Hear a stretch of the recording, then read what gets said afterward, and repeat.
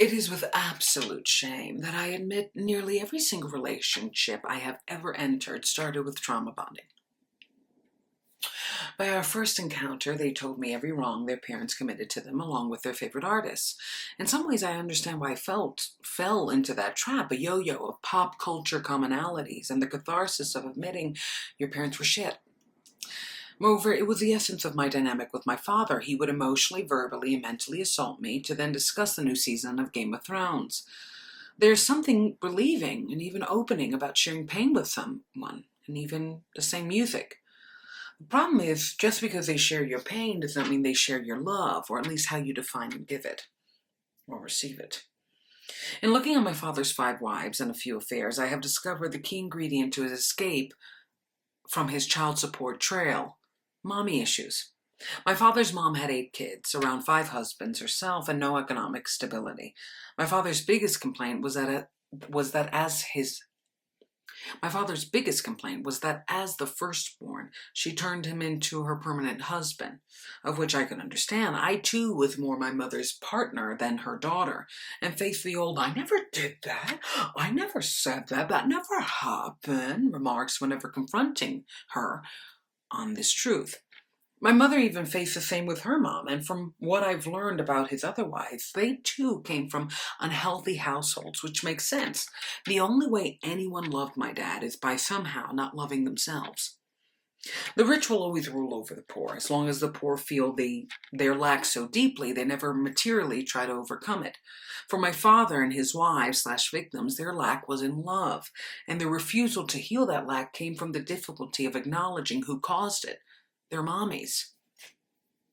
Thus he marched into their lives, hiding the wedding ring of each wife, and gave them a space to complain and vent. To them, this was love, the freedom of expression, even if just pain. To him, this was the opening to his con. And like a broken window in a beautiful home, no matter how pretty and secure these women felt, they still had a few cracks and were vulnerable. "Grandma's like daddy, I declared to my mom in one of our last conversations. "Yeah, I know," my mother replied in a monotone.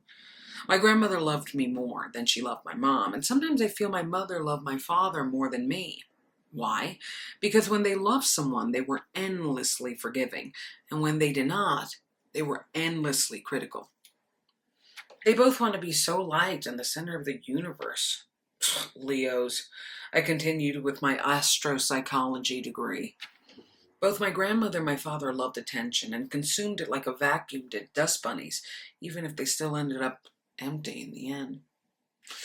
"But she loves me," my mother replied with a certain numbness. If there was one thing my father and mother had in common, was an overarching feeling, with situational evidence, that their single mothers chose everyone before them: partners, siblings, cousins, friends, and they did the same to me, despite swearing they would not, and denying to themselves they did.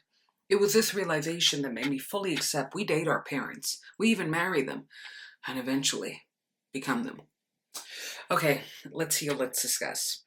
So, I I've been researching my father's alternate identities and lives, and it is a doozy.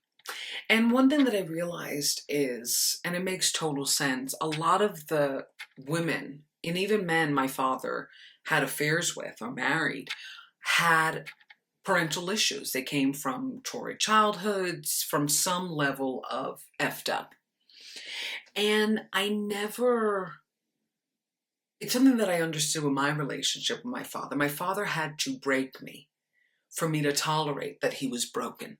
And it's what worked with every relationship. He broke the person. The difference was my father, in typical narcissist fashion, would get women he admired, but were kind of oblivious or ignoring their flaws, enter by telling them, "You could tell me your flaws. You could tell me your sob story. You could be vulnerable with me."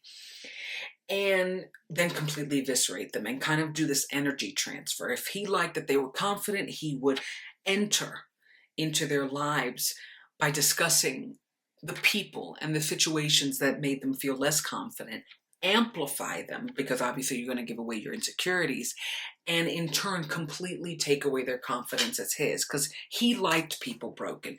My father never loved me more than when I was crying, begging him to stop. He was just that disgusting. And it's something that I notice with, in terms of all oppressor dynamics, this kind of lack mentality works. If you feel you lack, you never try to overcome. If you feel less, you never really try to get more. And you know, you don't have the stamina, you don't have the determination, you don't have the perseverance needed. And it was really, I always understood that that was my father's dynamic. What I never fully understood was my mother's forgiveness of it and the overwhelming grace she gave to my father compared to me.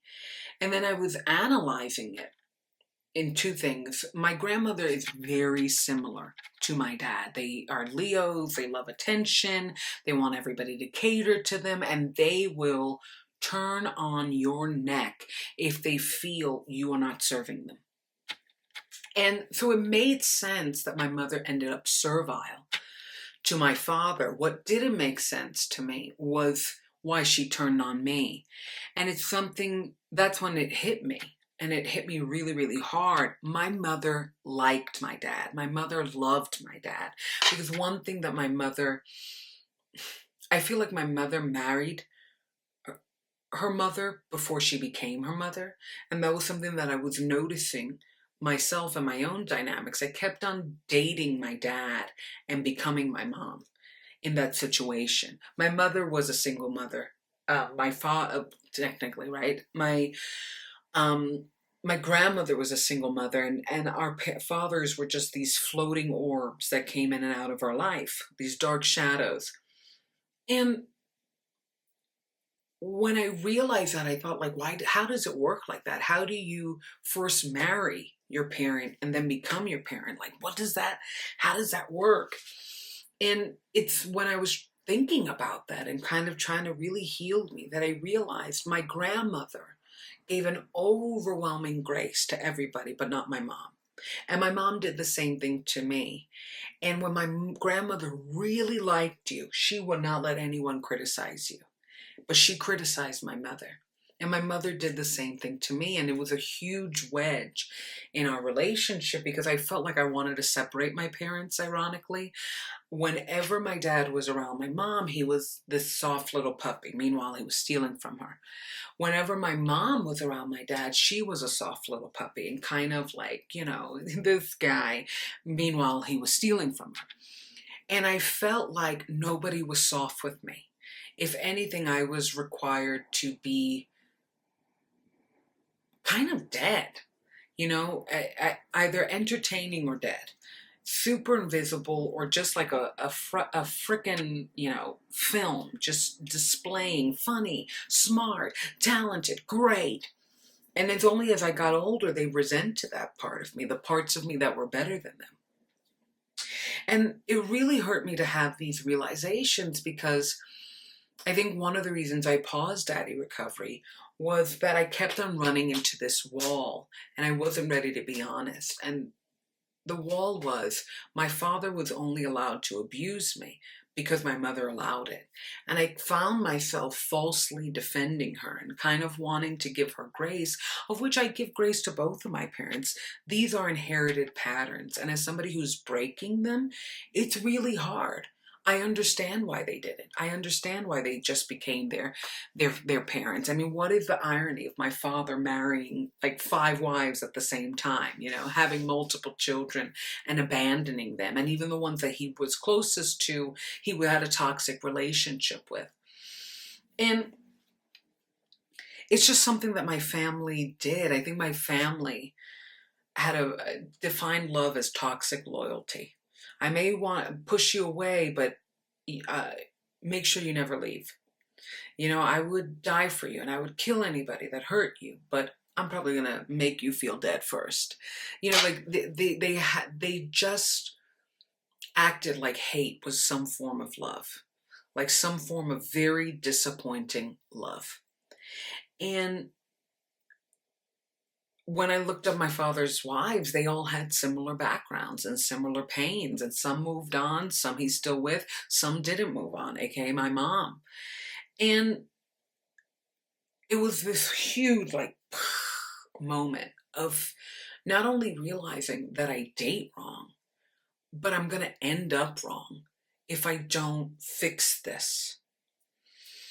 Yikes. Check out Hardín on all music platforms and check out Daddy Recovery.